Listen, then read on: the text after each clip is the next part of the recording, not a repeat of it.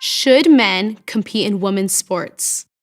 That's a central issue in our culture, one that demands honest dialogue and robust debate.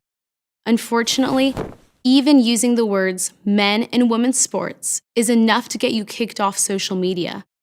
Worse, as I've found out firsthand, it's also enough to get you thrown out of a public library.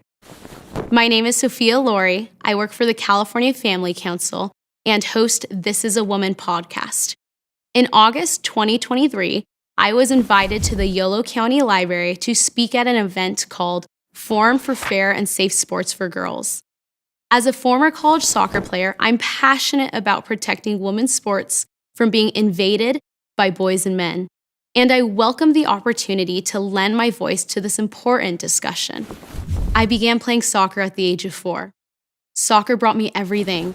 I met my best friends through soccer, and I learned life lessons like persistence and discipline on the field. By the time I turned 10, the dream of playing college soccer was fixed in my mind.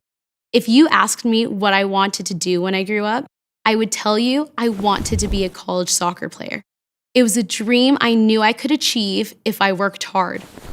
All of that hard work paid off when I earned a scholarship to play at Vanguard University in Southern California.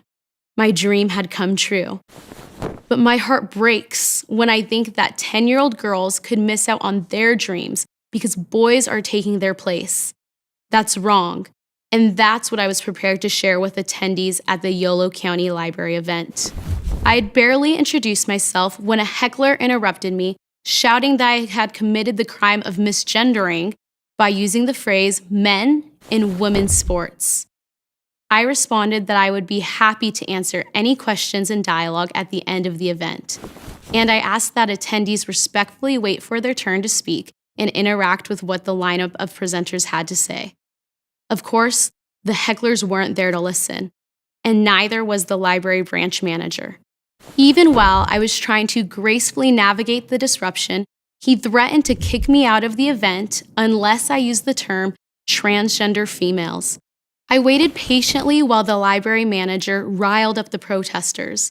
He falsely claimed that disobedience to his orders not only violated the library's code of conduct, but also broke California state law. Nonsense.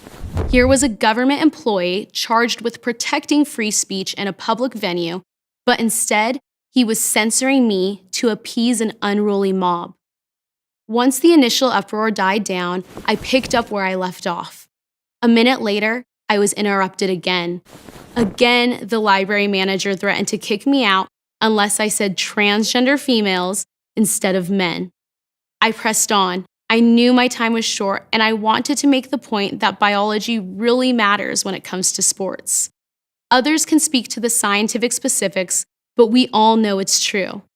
At the peak of my game in my junior year in college, both of my 15-year-old brothers could outrun me, beat me in arm wrestling, and kick a ball harder and farther than I could.